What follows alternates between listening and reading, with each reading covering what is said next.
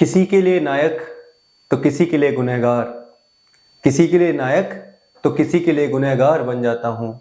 मेरा किरदार ऐसा है कि मैं दोहरी पहचान रखता हूँ। जी हाँ, आज मैं बहुत इंपॉर्टेंट टॉपिक पर डिस्कशन करना चाहता हूँ। जरा ध्यान से सुनिएगा। देखिए, मुंबई के बांद्रा में बाबा सिद्दीकी की हत्या के बाद एक नाम पूरे भारत में सबसे ज्यादा चर्चित हुआ, वो नाम है लॉरेंस बिश्नोई का।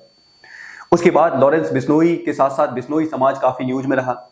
हाल में ही एक और डेवलपमेंट हुई है और वो डेवलपमेंट है महाराष्ट्र की एक पार्टी है और इस पार्टी का नाम है, मैं आपके साथ डिस्कस करना चाहता हूं, उत्तर भारतीय विकास सेना। उत्तर भारतीय विकास सेना और इसके चीफ हैं सुनील शुक्ला जी। हाल में ही इन्होंने पत्र लिखकर, ध्यान से सुनिएगा, पत्र लिखकर यह मांग की है कि हम चाहते हैं कि लॉरेंस बिश्नोई हमारी पार्टी से महाराष्ट्र के आगामी विधानसभा चुनाव में चुनाव लड़ें। हम चाहते हैं कि उनका नाम विधानसभा चुनाव में आए। ये एक बड़ी डेवलपमेंट है भारतीय राजनीति के कॉन्टेक्स्ट में। मैंने आपके साथ बहुत सारे मुद्दों पर डिस्कशन किया है। आज यही डिस्कशन आज मैं आपसे करना चाहता हूं कि किस प्रकार से भारत की राजनीति में अपराधीकरण बढ़ रहा है। देखिए, नो डाउट उसमें तो कोई बात नहीं है कि लॉरेंस बिश्नोई एक अपराधी हैं, उनके ऊपर कई सारे केसेस हैं, कई सारे केसेस उन पर चल रहे हैं। जैसे अगर मैं बात करूं तो उनकी शुरुआत भी छात्र राजनीति से हुई, छात्र राजनीति में सक्रिय रहे, उसके बाद फिर उनके ऊपर चार्जेस लगे और उनको जेल में भेज दिया गया और काफी दिनों से वो, आपको पता है, 2014 के बाद से ही जेल में है।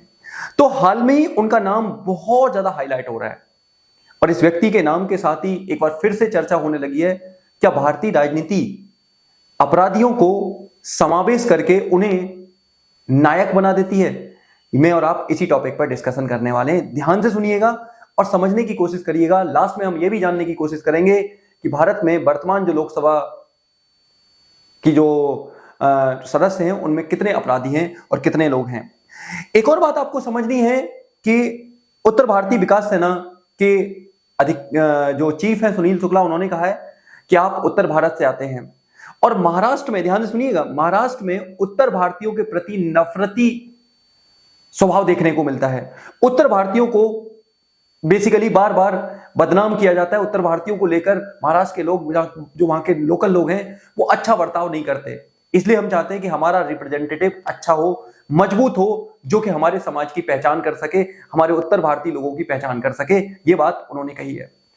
दूसरी बात उन्होंने कही है कि हम आप में भगत सिंह का रूप देखते हैं, यानी कि सुनील शुक्ला ने लॉरेंस बिश्नोई को भगत सिंह का टाइटल दिया है और ये कहा है कि हम भगत सिंह के रूप में आपको देखते हैं, इसलिए आप हमारी पार्टी से चुनाव लड़िए।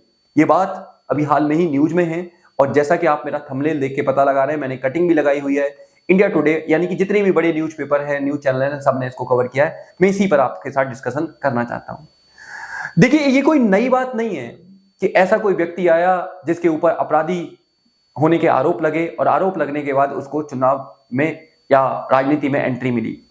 इससे पहले आपको पता होना चाहिए कि लोकसभा 2024 का चुनाव हुआ, लोकसभा चुनाव। उस चुनाव में पंजाब की एक सीट बहुत ज्यादा हाईलाइट रही और उस सीट का नाम है खंडूर साहिब। आपको पता होना चाहिए, खंडूर साहिब पर एक व्यक्ति ने चुनाव लड़ा जिनका नाम है अमृतपाल सिंह। अब अमृतपाल सिंह भी अगर लॉ एंड ऑर्डर की नजर से देखा जाए, कानून व्यवस्था की नजर से देखा जाए, तो वो एक अपराधी है। कैसे? क्योंकि उन्होंने खालिस्तानी मूवमेंट को प्रमोट किया, खालिस्तान के विचार को प्रमोट किया, साथ ही उन्होंने अपने आइडियाज को इंट्रोड्यूस कराने की मांग की कि खालिस्तान बनना चाहिए, पंजाब को एक अलग देश बनना चाहिए। अब क्या हुआ? उनको गिरफ्तार किया गया और गिरफ्तार करके उनको एनएसए, समझ रहे, नेशनल सिक्योरिटी एक्ट, एनएसए लगाकर असम की डिब्रूगढ़ जेल में बंद कर दिया गया। जेल में रहते ही उन्होंने चुनाव लड़ा और वो सक्सेसफुल तरीके से पंजाब की खंडूर साहब सीट से चुनाव जीतकर आ गए और वो एमपी नियुक्त हुए। ऐसे ही आज हमारे देश में चल रहा है, यानी कि कुछ लोग जिनकी छवि थोड़ी अपराधी जैसी है, वो किसी के लिए नायक तो किसी के लिए अपराधी की कैटेगरी में आ रहे हैं और वो उनकी दोहरी पहचान होती जा रही है और आराम से चुनाव लड़ते हैं और चुनाव जीत कर आ जाते हैं। लेकिन कुछ जो रियल में काम करना चाहते हैं, जिनके लिए, जो रियल लोगों के लिए काम करना चाहते हैं, वो चुनाव लड़ते भी है लेकिन जीत के नहीं आ पाते। यस, मैं बात कर रहा हूं 2024 के ही कोयम्बटूर, तमिलनाडु की कोयम्बटूर सीट से। आपको पता होना चाहिए, अन्नामलाई जो कि बीजेपी के कैंडिडेट थे, जो पूर्व आईपीएस ऑफिसर है, लोगों के लिए काम कसम खाने वाले व्यक्ति चुनाव हार जाता है। लेकिन हमारे देश की राजनीति में अपराधीकरण को, अपराधियों को आसानी से जीत और उनको आसानी से पार्टियों से टिकट भी मिल जाती है, जैसा कि मैंने आपसे यहां पर डिस्कस किया।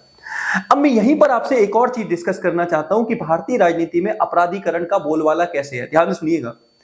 2024 में 543 एमपी इलेक्ट होकर आए। आपको पता होना चाहिए 543 एमपी इलेक्ट होकर आए, आपके लोकसभा की संख्या इतनी है।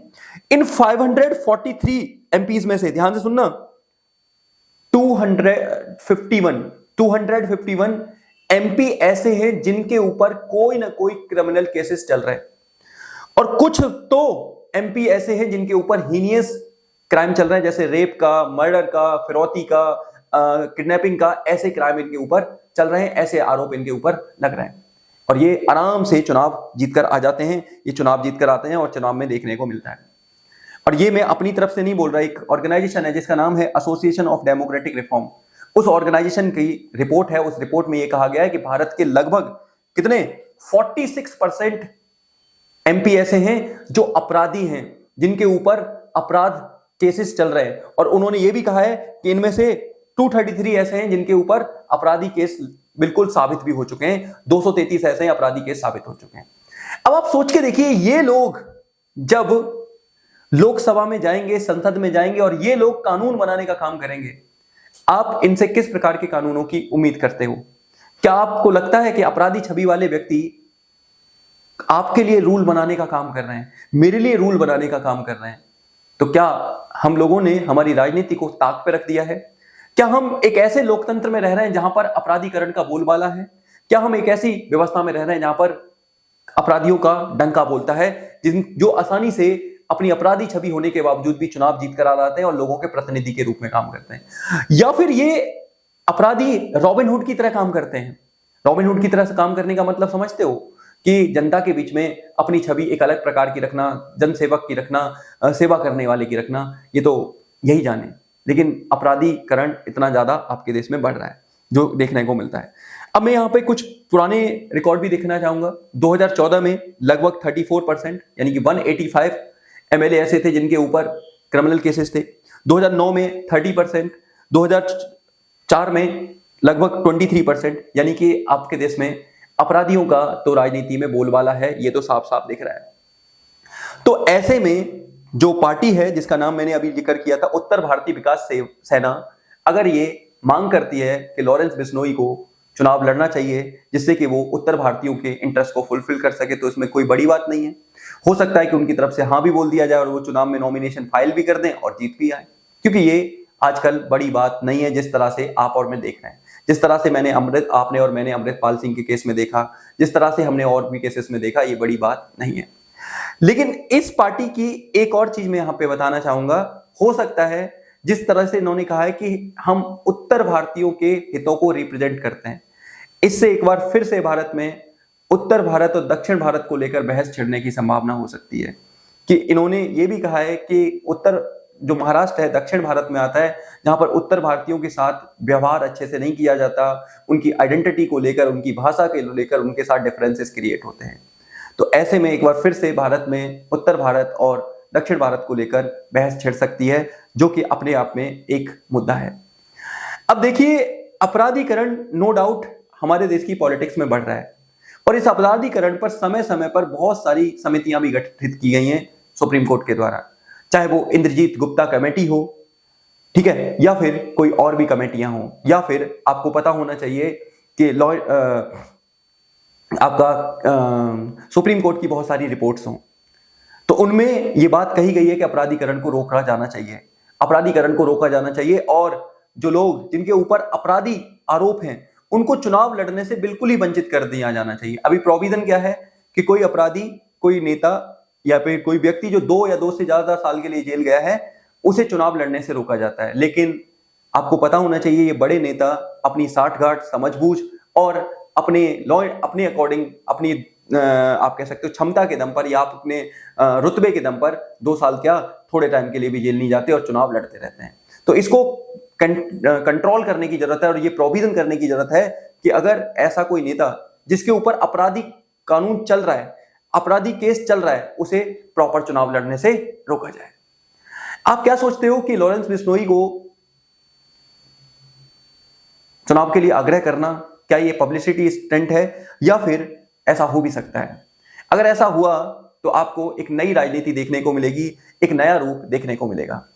तो ये थी आज की डिस्कशन। आप क्या सोचते हो इसमें जरूर कमेंट करिएगा, बताइएगा कि आपका क्या राय है। और हाँ, एक और बात, अगर आप इस चैनल पर नए हैं तो सब्सक्राइब जरूर करिएगा और लाइक शेयर सब्सक्राइब करिएगा, जिससे कि ये चैनल थोड़ा सा ग्रो हो और चीजें आगे बढ़ाई जा सकें। तो इसी बात के साथ मैं अपनी बात खत्म करता हूं। मिलूंगा ऐसी क्लास में, तब तक के लिए आप सभी का धन्यवाद। जय हिंद, जय भारत।